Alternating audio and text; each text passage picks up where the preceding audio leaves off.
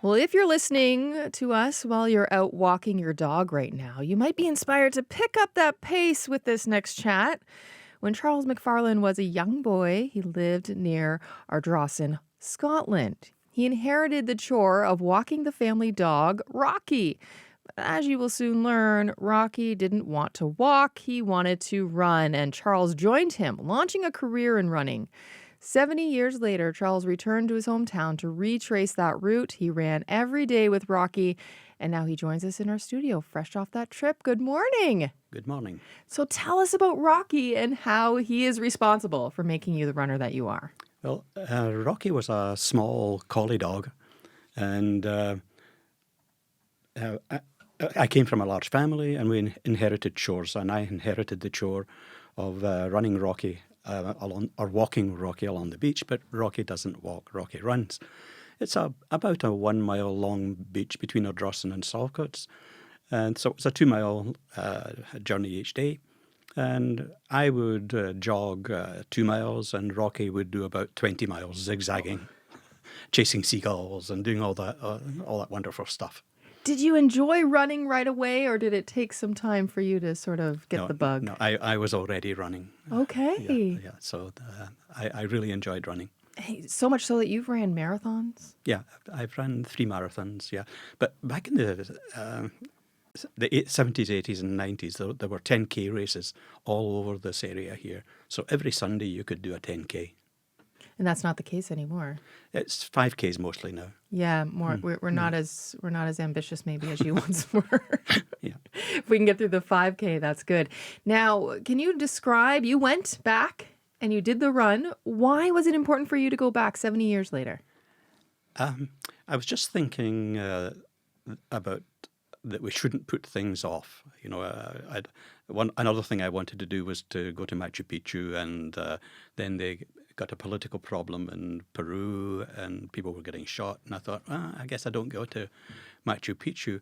And then towards the end of last year, I was thinking, you know, you're running without any injuries. You're running well, and you're really enjoying it. You better go back to Ardrossan and run along the beach again like you've always wanted to.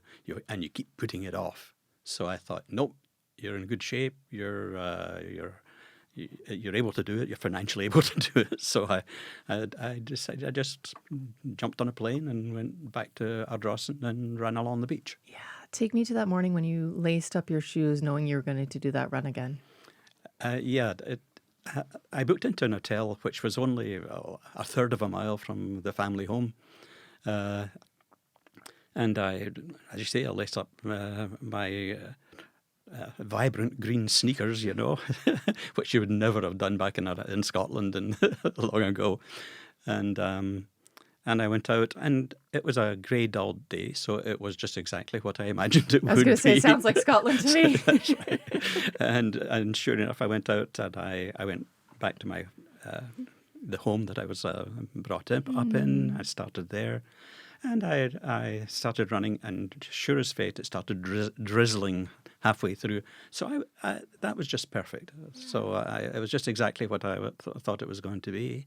And I jogged along right to the end of the beach at Saltcoats, and took a lot of photographs, and then ran back to the hotel. So it was just exactly what I wanted to do. Yep. Yeah.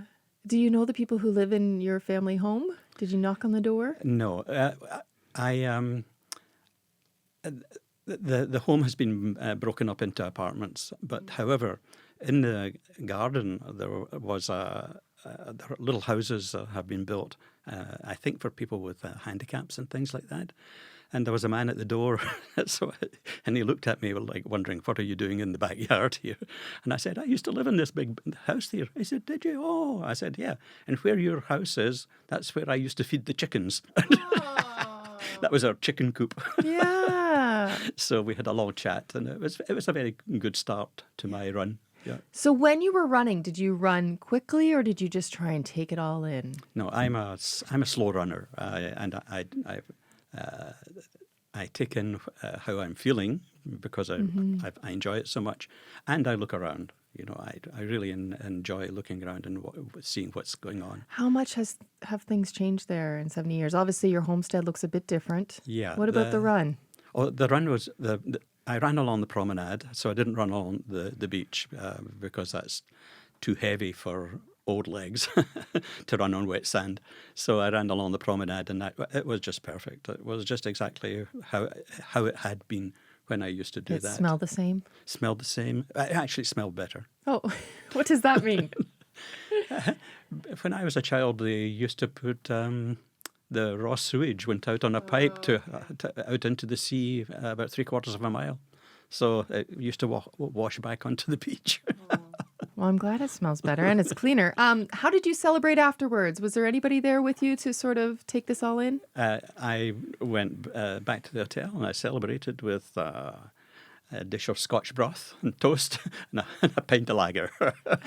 Sounds very And Scottish. then I went to my sister's house in Glasgow and I had a very, very nice reunion with my sister. And I stayed there for 3 or 4 days and then came home. All right. I also went to Skelmerley, which is a beautiful little town on the west coast, and I visited some nephews and nieces there. So it was a great time. What's your next big run? Probably the one that I always do is the Canada Day run in Amherstburg. That's Canada Day, D''EH. So come and join us. It's a great thing to do on Canada Day.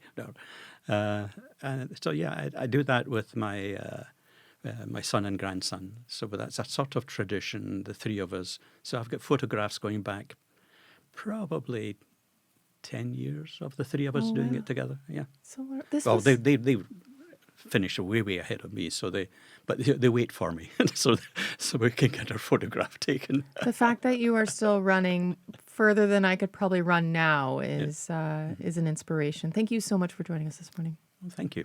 Charles McFarlane, he returned back to his hometown 70 years later to run the same route he ran when he was just a wee fella in Scotland.